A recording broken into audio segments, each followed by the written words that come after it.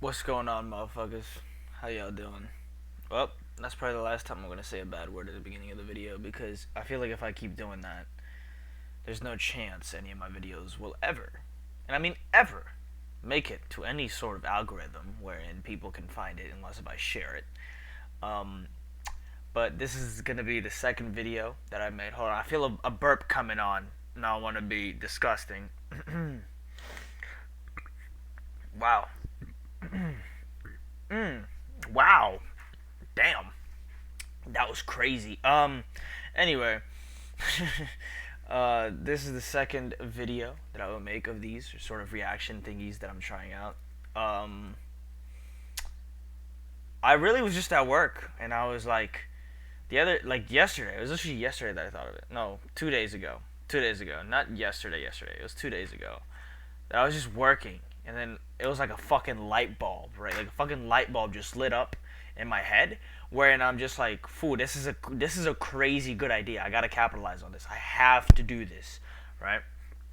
And then I was just like, "Fuck it." Like next day we did it. I mean, that night I actually filmed a podcast with my friend Oscar, but I'm not gonna hold you. I'm kind of struggling to post it right now because I have no idea how the fuck I'm supposed to post it. I should have just done it on Anchor. Anchor's way easier. Fucking Riverside is bullshitting right now.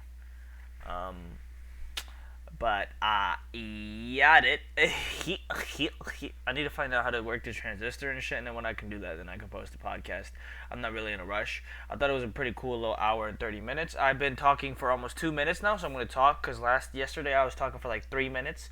But anyways, today we have political theory. We have some politics. We're gonna watch this video about politics. I know I didn't even mention that yesterday as one of the topics we might get into, but fuck it, right? We're gonna watch this political theory of Karl Marx.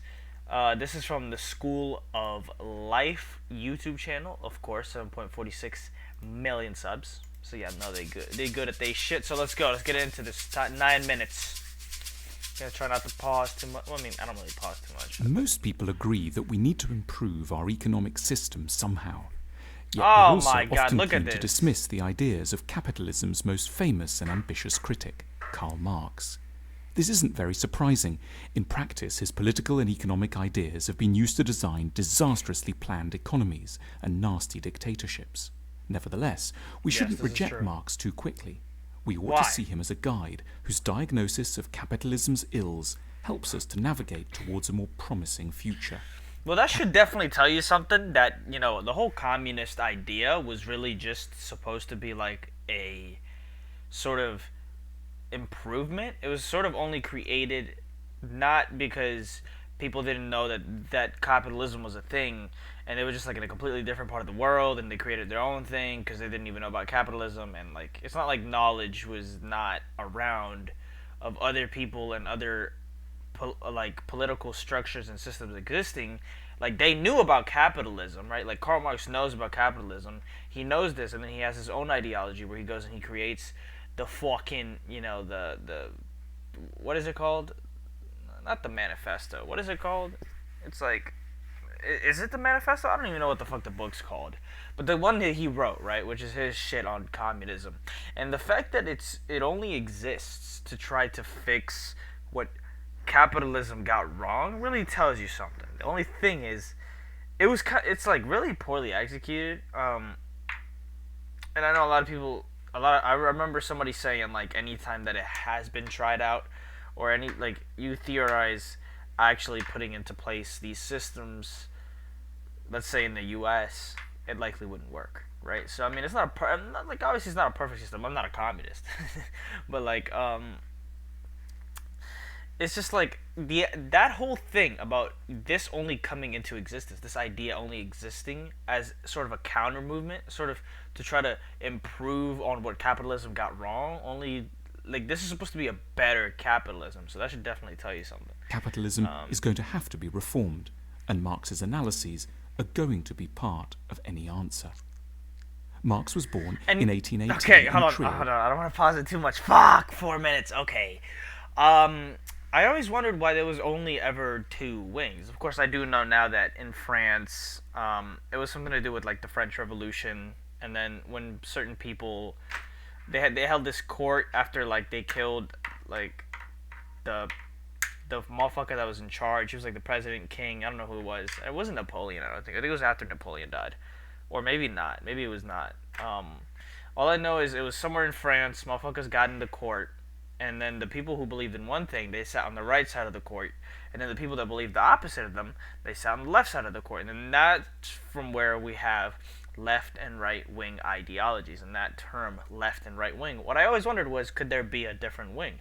Is there only two ways to handle society? Are there only two political systems, like political wings, and sort of like reference points, and like, I don't know, I guess dynamics by which we must like create a political system? It's like you only have two wings. Like you can have a different thing that's not necessarily just, you know, communism. That would be more on the right wing. I feel you can have something different, right? You have, you know, socialism, whatever. So I guess that's a little bit different, which is actually on the left wing, not the right wing. And then you have something like extreme right wing, where you're like a conservative, and then you got fascism, and then you have, well, the parties are a little different. I mean, you have Republicans, obviously, but it's just like there's only two wings. I always wondered why that's the thing. I always wondered why people are not just like having think tanks and coming up and having like thought experiments about how could we create a different wing? Could we structure something, right, that would just be completely different than anything that we have? That it could be a north wing, a south wing, or something like that, right? Or just fuck wings at all. Like, let's just come up with different ideologies. Like, I don't think that two is all that there is. It just seems like there's only this and then this. It's like there's only communism or capitalism. Like, what about everything else? There's got to be something else. At least maybe not when you're still sort of following like the structure of feudalism, right? Because that's where it all started. And capitalism is just a better feudalism. In Right? Germany. Soon he became involved with the Communist Party, a tiny group of intellectuals advocating for the overthrow of the class system and the abolition of private property. He worked as a journalist and had to flee Germany, eventually settling in London. Still got the protein. Marx wrote an enormous number of books and articles, sometimes with his friend Friedrich Engels. Mostly, gonna say Marx wrote about Friedrich capitalism, Nietzsche. the type of My economy boy. that dominates the Western world. It was, in his day, still getting going, and Marx was one of its most intelligent and perceptive critics. These were some of the problems he identified with it. Modern work is alienated. One of Marx's greatest Alienated? insights is that work I can get be one called of the an alien. sources of our greatest joys. But in order to be fulfilled at work, Marx wrote that workers need to see themselves in the objects they have created. Think of the person who built this chair. It's straightforward, strong, honest, and elegant. It's an example of how, at its best, labour offers us a chance to externalise what's good inside us. But this is increasingly rare in the modern world. Part of the problem is that modern work is incredibly specialised. Specialised jobs make the modern economy highly efficient, but they also mean that it's seldom possible for any one worker to derive a sense of the genuine contribution they might be making to the real needs of humanity. Marx argued that modern work leads to alienation, Entfremdung.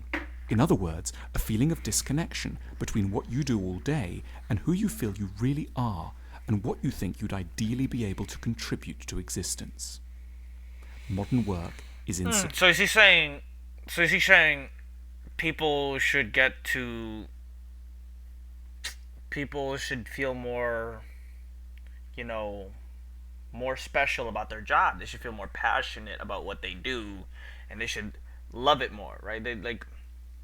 I feel that. I 100% feel that. 100% that that's true. I mean, motherfuckers work during fucking 9 to 5 just because it pays the bills, right? I mean, that's specialization right there. Like it just pays the bills. Motherfuckers hate their coworkers. They hate their fucking boss. They go to a job that they hate. They drive a car that they don't even like. They only bought it to impress their friends that they hate. It's just like, you know, he's right. Motherfuckers, there's nothing special about it no more. Motherfuckers just, I don't know. Cure. Capitalism makes the human being utterly expendable, just one factor among others in the forces of production, and one that can ruthlessly be let go the minute that costs rise or savings can be made through technology. And yet, as Marx knew deep inside each of us, we don't want to be arbitrarily let go. We're terrified of being abandoned. Communism isn't just an economic theory. Not me. Understood emotionally, it expresses a deep-seated longing that we always have a place in the world's heart, that we will not be cast out. But that's only if you Workers could. get paid little. It's while cute. capitalists- It's cute to idealize it and to think about it and to conceptualize it. It's cute, but could you get it done though? That's what we need to know. Like, yeah, I will agree with probably everything on this list. Capitalism, when you say it well, not necessarily just say it in a certain way, but when you just like writing it down and you just like, okay, so this is what it's trying to get better than cap. Like, this is just what it's doing. Right? He's trying to say, this is what communism is trying to do. That capitalism is not for this reason, right? Blah blah blah blah blah. Obviously, I'm probably gonna agree with most of these reasons. Like, I think that they would all be very great, right? Because we want humans to be prosperous. We want humans to feel good and not have their life just be a waste, man. Such potential. There's so much potential. Like, people are so unique. Like, obviously we value intelligent, conscious human beings. And it's just like, we're just in a system where we're just like cogs. We're just fucking not, like, important. Like, but it's weird. Because in the system that we are, like, we need people to do certain things. But it's like, fuck. You know? It's like they don't even want to do those things. But we need somebody to do them. And I think maybe robots might be the answer to that moving forward. But that's neither here nor there. I'm not going to get into that. Rich. This is perhaps the most obvious qualm that Marx had with capitalism. In particular, he believed that capitalists shrink the wages of the labourers as much as possible in order to skim off a wide profit margin. He called this primitive accumulation, ursprüngliche Akkumulation. Whereas capitalists see profit as a reward for ingenuity and technological talent, Marx was far more damning. Profit is simply theft, and what you're stealing is the talent and hard work of your workforce. This is true. However much one dresses this is up 100% true. Marx insists that at its crudest, capitalism means paying a worker one price for doing something and then selling it to somebody else at a much higher price. Profit is the fancy term for exploitation. True. Capitalism is very unstable. Marx proposed that capitalist systems are characterized by a series of crises. Every crisis is dressed up by capitalists as being somehow freakish and rare and soon to be the last one. Far from it, argued Marx. Crises are endemic to capitalism, and they're caused by something rather odd. The fact that we're able to produce too much, far more than anyone needs to consume. Capitalist crises are crises of abundance, rather than, as in the past, crises of shortage. Our factories and systems are so efficient, we could give everyone on this planet a car, a house, access to a decent school and a hospital. And that's what so enraged Marx, but also made him so hopeful too. Few of us actually need to work, because the modern economy is so productive. But rather than seeing this need not to work as the freedom it is, we complain about it masochistically and describe it by a pejorative word, unemployment. We should call it freedom. There's so much unemployment. Yeah, but there's no UBI. What do you mean? Like, obviously, am I missing something? Modern economy, so we don't need to work. Well, then if you just start telling people they don't need to work, what about the motherfuckers making that modern economy the modern economy? Like, motherfuckers worked to make it the modern economy. I guess, sure, we don't necessarily need everybody working, but then if you start telling people, yo, you're cool not working, you can live off of unemployment, and then that will be freedom? I don't know. Then everybody we're gonna want to stop working. You know what I mean? At least that's what I think. Maybe I just read too deep. Maybe I'm just like tripping on that one. I don't know. Maybe I don't know. For a good and deeply admirable reason, because we're so good at making things efficiently. We're not all needed at the coalface. But in that case, we should, thought Marx, make leisure admirable. We should redistribute the wealth of the massive corporations that make so much surplus money and give it to everyone. This is, in its own way, as beautiful a dream as Jesus' promise of heaven, but a good deal more realistic. You can do it right. It's just too hard, man. Capitalism is bad for capitalists. Marx didn't think that capitalists were evil. For example, he was acutely aware of the sorrows and secret agonies that lay behind bourgeois marriage. Marx argued that marriage was actually an extension of business, and that the bourgeois family was fraught with tension, oppression, and resentment, with people staying together not for love, but for financial reasons. Marx believed that the capitalist system forces everyone to put economic interests at the heart of their lives, so that they can no longer know deep, honest relationships. He called this psychological tendency commodity fetishism. No longer know deep relationships? So, they could no longer know deep Wahren relationships. Fetischismus, because it makes us value things that have no objective value. He wanted people to be freed from financial constraint so that they could, at last, start to make sensible, healthy choices in their relationships. The 20th century feminist answer to the oppression of women has been to argue that women should simply be able to go out to work. But Marx's answer was more subtle. This feminist insistence merely perpetuates human slavery. The point isn't that women should imitate the sufferings of their male colleagues. It's that men and women should have the permanent option to enjoy leisure. Why don't we all think a bit more like Marx? But what does that mean, though? Like, what do you mean? How are we gonna do that? Of course, I mean, this is just like a 9-minute quick explanation. I'm sure if maybe I read the book, maybe I'd be able to get some more info about how exactly he might plan, what he conceptualizes as to how this might be able to work. I know somebody like Alan Watts. I mean, he said he believes in UBI. He believes there should be no sort of poverty. Nobody needs to be impoverished. I mean, we give that money its value. Like, we created that shit, and I'm sure we can. If we can create something, we can, like, I don't know, I guess manipulate it in such a way. We could find a way. I just don't think it'd be very difficult. No, I don't think it'd be very difficult. It would be immensely difficult to change any system. Like, the system is just so overbearingly, it permeates pretty much everything now. So, like, it's so overbearingly fundamental. Like he said, it does become that. Like, economic shit becomes literally the foundation of almost everybody. And how can it not? Money gets you everything. But isn't that how it would always be, though? Like, in a social construct, you gotta trade something. You gotta have something that can be able to trade you something else, which is gonna be goods that you don't have but you want, and to be able to get what you want, which is what happiness technically is the cause and effect, quid pro quo. If this happens, then I will be happy type of thing. Then you need to have something that you can use to get you things that you don't have. But what I guess he's saying is capitalism just makes it's not moderation to it. Motherfuckers are just too obsessed. And I guess that's what he's getting at. An important aspect of Marx's work is that he proposes that there's an insidious, subtle way in which the economic system colours the sort of ideas that we end up having. The economy generates what Marx termed an ideology. A capitalist society is one where most people, rich and poor, believe all sorts of things that are really just value judgments that relate back to the economic system. For example, that a person who doesn't work is worthless, that leisure beyond a few weeks a year is sinful, that more belongings will make us happier, and that worthwhile things and people will invariably make money.